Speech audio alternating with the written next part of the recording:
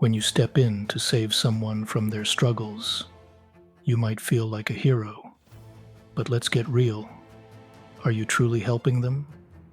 Or are you just making yourself feel better? Stoics like Musonius Rufus knew the harsh truth. The kindest cut is often the one we don't make, allowing others to bleed wisdom from their own wounds. People don't grow by watching someone else fight their battles. They grow by taking the hits and standing back up. Look around your own life. Think of the friend who keeps failing but never learns because someone always bails them out. Or the coworker who can't make a decision because they've never had to deal with the consequences of a bad one. Protecting them doesn't make them stronger. It keeps them fragile. What happens when you never let someone struggle? They break the moment. Life throws a real challenge their way. Heracles put it bluntly. To shield another from difficulty is to rob them of their potential for greatness. Think about a kid who's never allowed to fall off their bike. The first time they do, they won't just scrape a knee. They'll panic because they've never learned how to get back up. Life works the same way. If you always catch someone before they fall, they'll never learn how to balance. And one day, when you're not there, the crash will be catastrophic. The strongest trees don't grow in carefully tended gardens. They grow in the wild, where they fight for sunlight, battle harsh winds, and dig deep roots. The strongest trees grow not in gardens, but in the wild, where they must fight for survival, said Arius Didymus. If you're constantly clearing obstacles for someone, you're not nurturing them. You're sabotaging their growth. Real strength comes from facing resistance. Let them wrestle with their storms.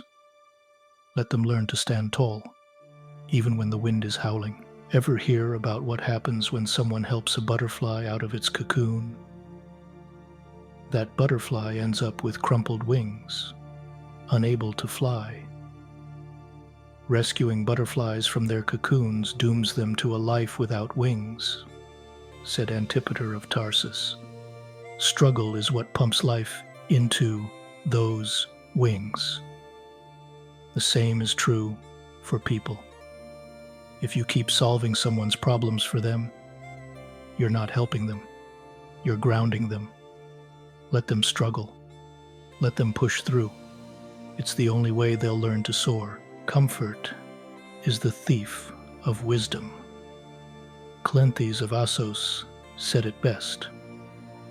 The most profound lessons are etched by the sharp chisel of adversity, not the soft brush of comfort.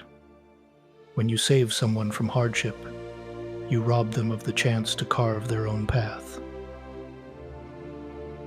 Think about your toughest moments, the ones that left you breathless and questioning everything. Those are the moments that shaped you. Don't take those moments away from someone else just because it's hard to watch them struggle. Here's the hard truth. Carrying someone else's load doesn't make them stronger. It makes them dependent.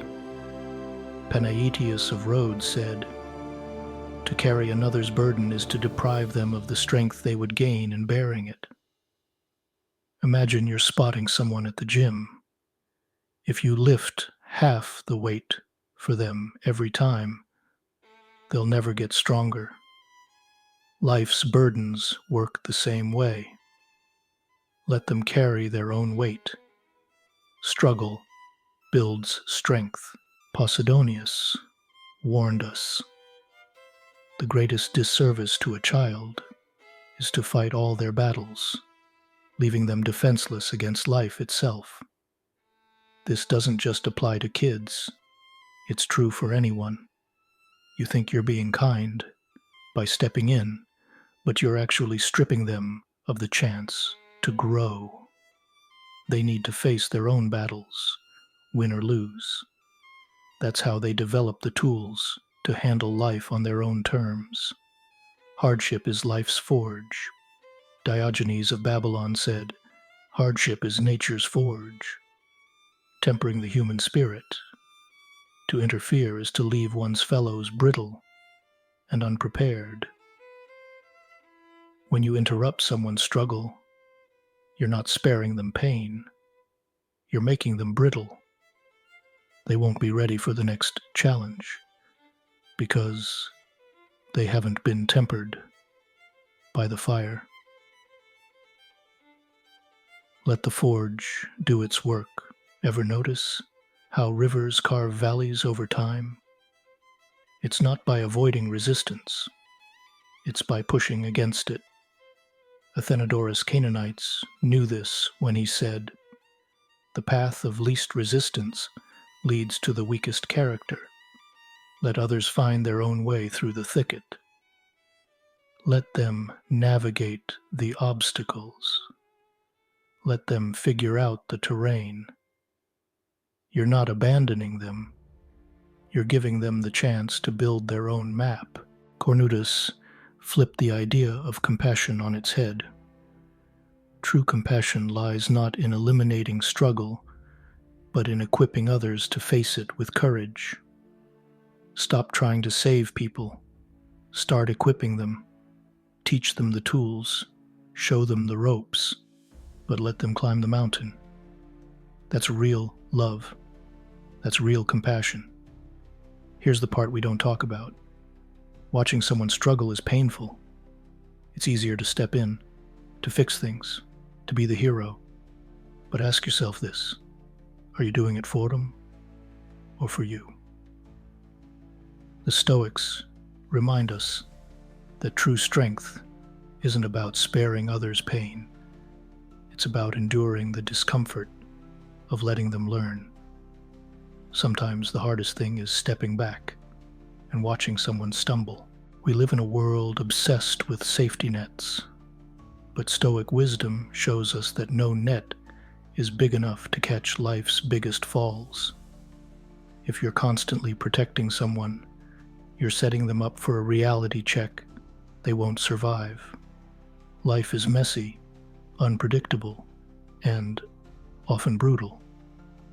The best gift you can give someone is the strength to face it head on. That's what Stoic wisdom teaches. Here's the thing about karma: it doesn't care about your intentions. If you shield someone from their struggles, karma will find another way to teach them, often harsher than before. It's not your job to protect someone from karma. It's your job to prepare them for it. Teach them resilience, grit, and the ability to bounce back. Let karma do the rest.